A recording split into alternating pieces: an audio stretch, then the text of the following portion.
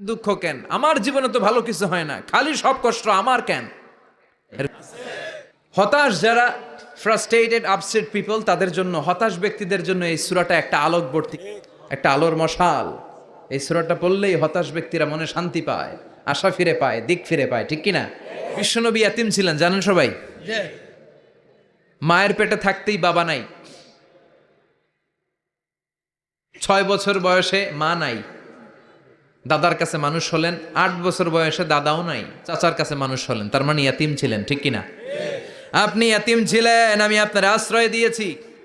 আল্লাহ বলল ইয়াতিমা ফালা তাকহার।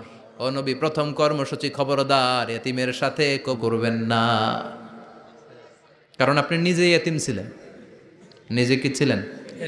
কথা, এতিমে এলাকায় আসেনি? এতিমরা সমাজের সুবিধা বঞ্চিত মানুষ, এতিমের সাথে খারাপ আচরণ করবেন না।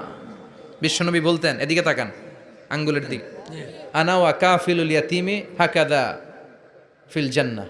আমি এবং এতিমের রক্ষণাবেক্ষণকারী লালন একসাথে এইভাবে জান্নাতে থাকবো। এতিমের পালনকারী আমার প্রতিবেশী হবে, আর লালন পালন করবে, এতিমের মাল খাইয়া শেষ। আছে না নাই? ইন্নাল্লাযীনা ইয়াকুলুনা আমওয়ালাল ইয়াতামা যুলমান বুতুনিহিম নারা ওয়া সায়াসলাউনা সাঈরা। তুই এতিমের মাল খাস, তুই এতিমের সম্পদ খাস নাই, তুই জাহান্নামের আগুন পেটে ঢুক। এতিমের সম্পদকে সে রক্ষণাবেক্ষণ করে দিয়ে এতিমের একটা ব্যবস্থা করে দিবে, ওইটা না, সম্পদ মাইরা খায়া ফেলায়। তুমি এতিমের সম্পদ খাও নাই, তুমি জাহান্নামের আগুন পেটে ঢুকিয়েছ। এতিমরে ভালোবাসা মানে নবীরে ভালোবাসা, কারণ আমার নবী এতিম ছিল, ঠিক কি না? আল মাসহু, খেয়াল করেন, আল মাসহু আলা রাসিল ইয়াতিম ইউজিল কলব। এতিমের মাথায় হাত বুলিয়ে দিলে হৃদয়ের কাঠিন্যতা দূর করে দেয় কে? আল্লাহ। এক সাহাবী এসে বললেন, ইয়া জা রাজুলুন ইলা রাসূলিল্লাহ ওয়া ইয়াশতাকি কসওয়াতাল কলব।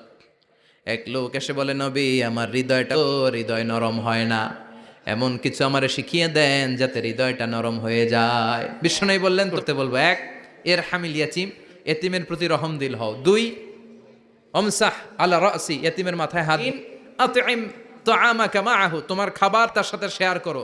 ইয়ালিনু কলবুক, তোমার হৃদয়টা নরম হয়ে। অনেকে আছে দোয়া করলে চোখ দিয়ে পানি বের হয় না, আছে না নাই? কঠিন হৃদয় নরম হয় না। হাত বুলিয়ে দিবেন, আপনার হৃদয়টারে নরম করে দিবে কে? আল্লাহ।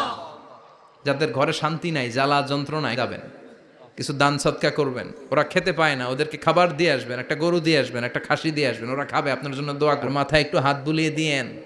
বিশ্বনবীর আল্লাহ বললেন, নবী ফাআম্মা লা তাখহার, এতিমকে তুচ্ছ জ্ঞান করবেন না। আপনি নিজেও এতিম ছিলেন, ছোটবেলা বিকেলে খেলতে খেলতে সবার বাবা এসে যেত, আপনারা নেয়ার মতো কেউ ছিল না। আপনি নিজে এতিম ছিলেন, আপনি ওদের দুঃখ বুঝবেন, এজন্য খবরদার ফালা তাখহার। বিশ্বনবীর আল্লাহ ধমক দিয়ে বলে, ফালা তাখহার, এতিমদের প্রতি কঠোর হবেন না, তুচ্ছ জ্ঞান করবেন না, এতিমের সাথে রূঢ় আচরণ করবেন না। এতিমের সাথে রূঢ় আচরণ করা কবিরা গুনাহ। এদের নামে আল্লাহ কোরআন একটা সূরা দিয়েছেন, আরাআইতাল্লাযী ইউকাযযিবু বিদ্দীন, পড়েন, ফাযালিকাল ইয়াদুল ইয়াতীম। ইয়াদুল ইয়াতীম, আপনি কি দিনকে অস্বীকার করে, আর ওরা এতিমকে ঘাড় ধাক্কা দিয়ে বের করে দেয়। এতিমের সাথে যারা খারাপ আচরণ করে, এরা কখনো ভালো মানুষ হতে পারে না। এজন্য এতিমের সম্পদ অন্যায়ভাবে আত্মসাৎ করা যাবে না। এতিমের মাথায় হাত বুলিয়ে দিলে হৃদয়টারে নরম করে দেয়। বিশ্বনবী এতিম ছিলেন, তাই এতিমের দরদ বিশ্বনবী ভালো বোঝেন। এজন্য ওয়ার্ক প্ল্যান, কর্মসূচি দিলেন, ফাআম্মাল ইয়াতীমা ফালা তাকহার, খবরদার নবী এতিমের সাথে কখনো খারাপ আচরণ করবেন। 2 নাম্বার কর্মসাইলা ফালা তানহার। ও নবী, যারা ফরিয়াদি, যারা ভিক্ষুক, কখনো তাদেরকে ধমক দিবেন না। ভিক্ষুককে